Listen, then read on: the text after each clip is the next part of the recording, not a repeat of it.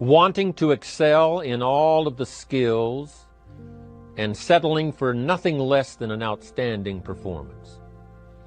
If you're willing to be the best in your field, if you're willing to demand of yourself excellence in skills, to be the best that you can possibly be, in the training, do the best you possibly can.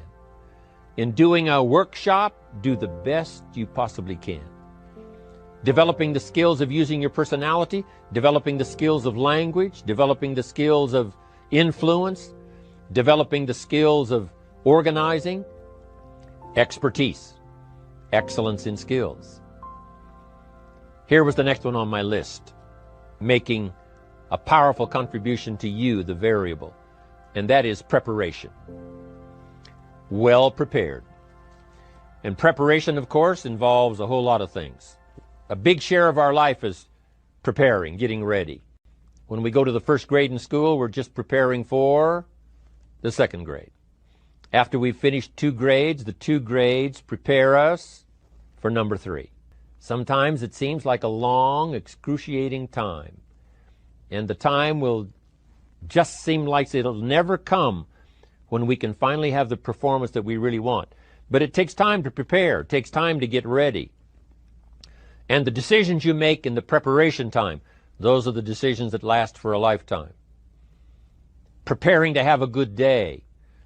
It's that preparing, maybe the night before, maybe the couple of days before the day that you're going to put everything together. The preparation for a meeting means that you've taken it serious. The preparation for doing a workshop means you're serious about the workshop. You want to make the best contribution. That kind of preparation is important. But here's preparation that's very vital, and that is to prepare yourself for success. Life seemingly does not wish to waste success on the unprepared. Life says, why waste a fortune on this person? They're not prepared to do the right things with it. They're not prepared to use it wisely. If a fortune was bestowed upon this unprepared person, it would probably be wasted. The people that could have been touched won't be touched. What could have been done won't be done because this fortune will have been wasted on the unprepared.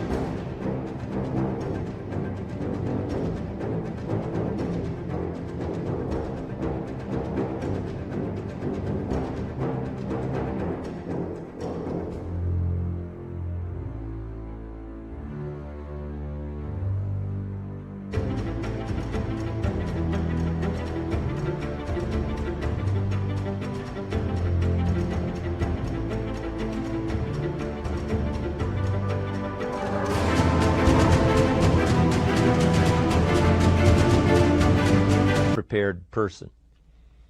So not only look for fortune, not only look for the promise, but prepare yourself and ask of yourself, what can I do to make myself ready? Because remember, life was designed not to give us what we want, not to give us what we need, but life was designed to give us what we deserve. Every value in life must be paid for, and those that pay are the ones that get it. It says those that give receive.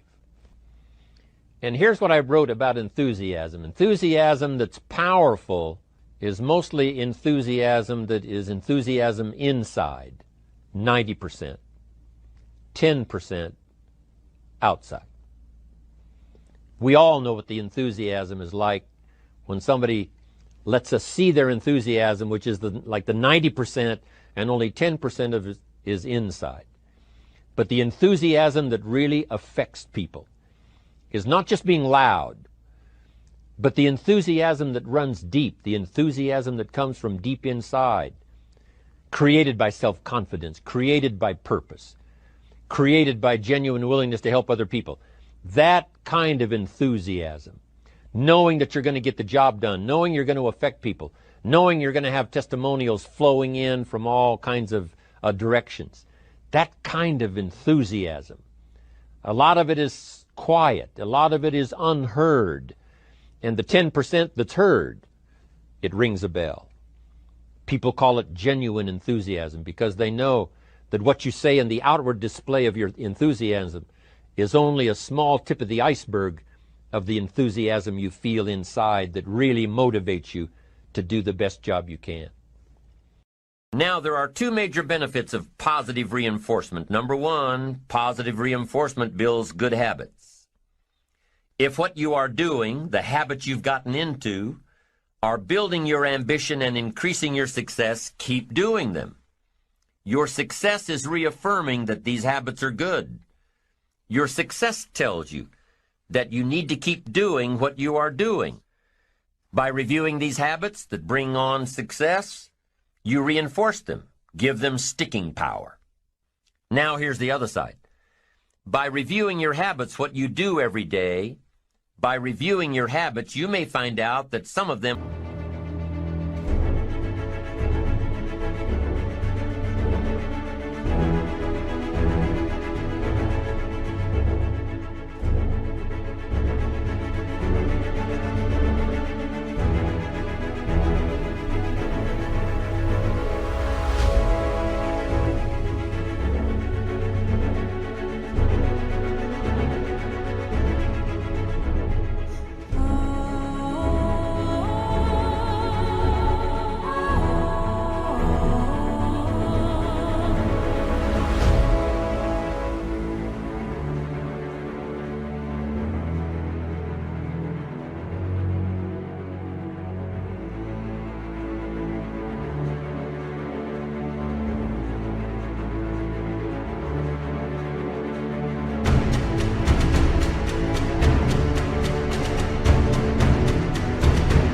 are inhibiting your success. You may find out that what you're doing every day is bad for you, or you may realize that you've gotten out of some very good habits.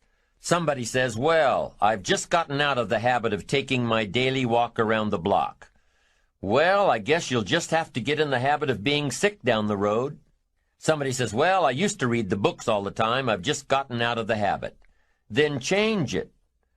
Go back into your disciplines. If you've just gotten out of the habit, just get back into the habit. It's called discipline. If it doesn't work, don't do it any longer. You can keep your fingers crossed if you want to and hope that it'll all straighten out. You can wish for the wind not to blow quite as severely, to change in your favor, but we call that naive at best. If the habits that you've gotten into aren't serving you, change them. You can't keep doing this any longer.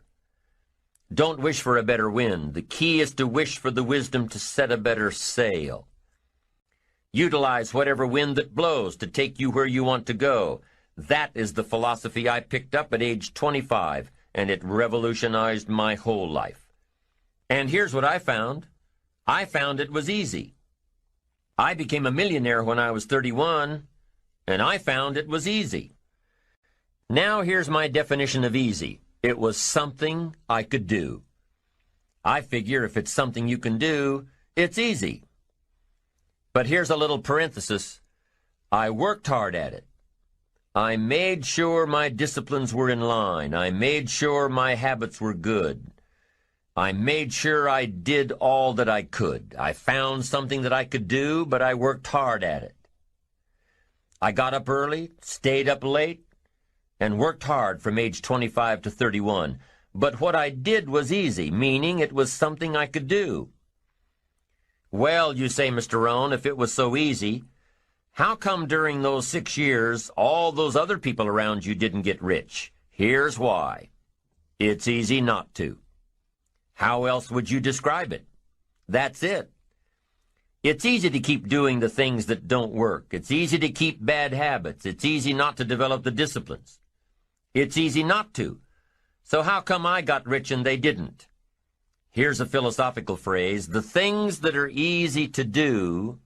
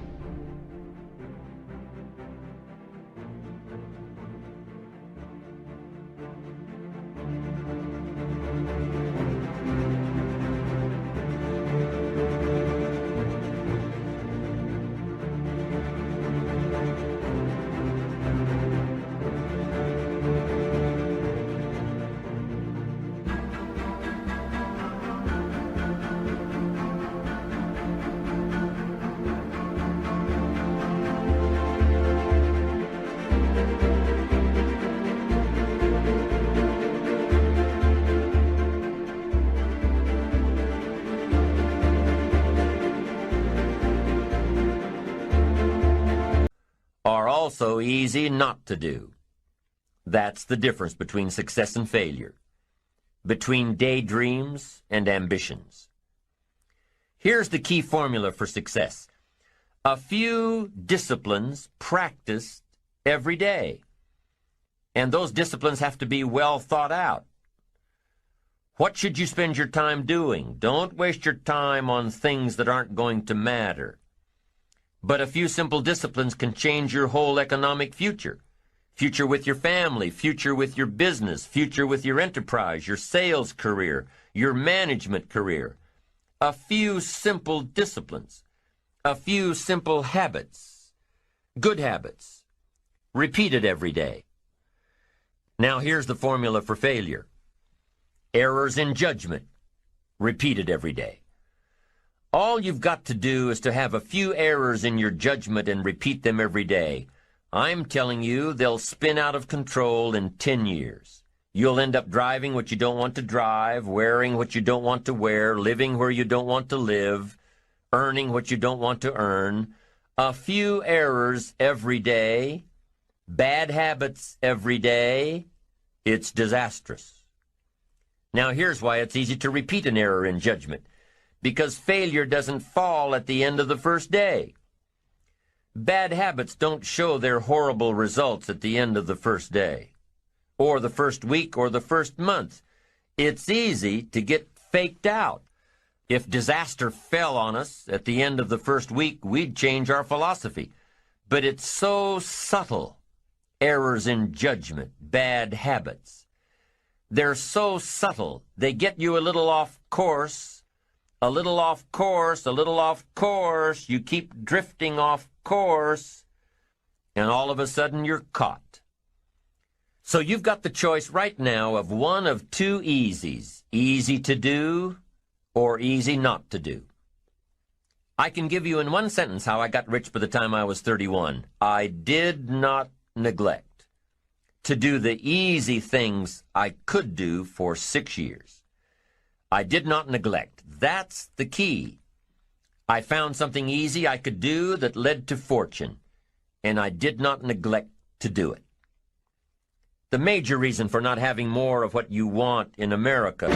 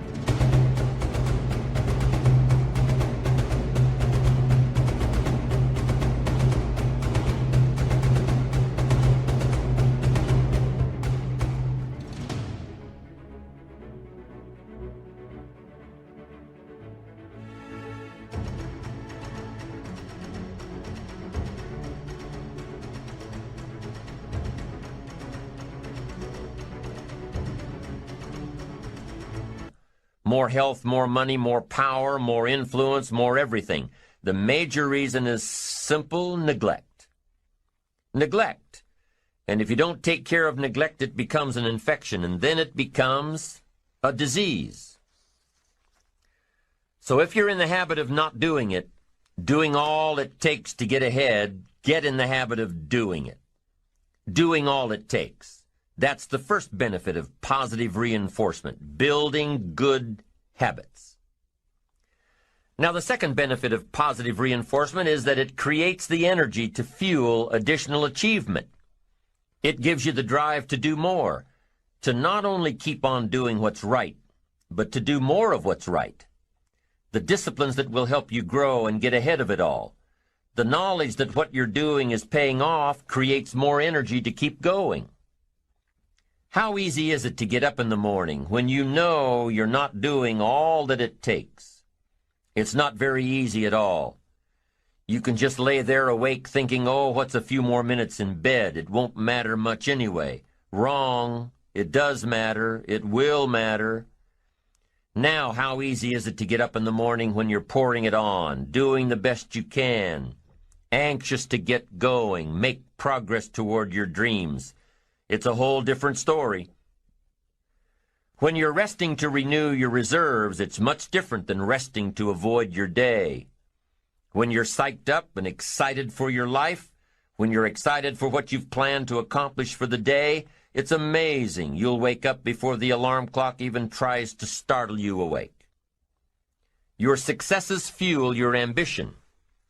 Your successes give you extra energy. Your successes pave the way for more successes. It's the snowball effect. With one success, you're excited to meet another, and another, and another. And pretty soon, the disciplines that were so difficult in the beginning, the disciplines that got you going, are now part of your philosophy.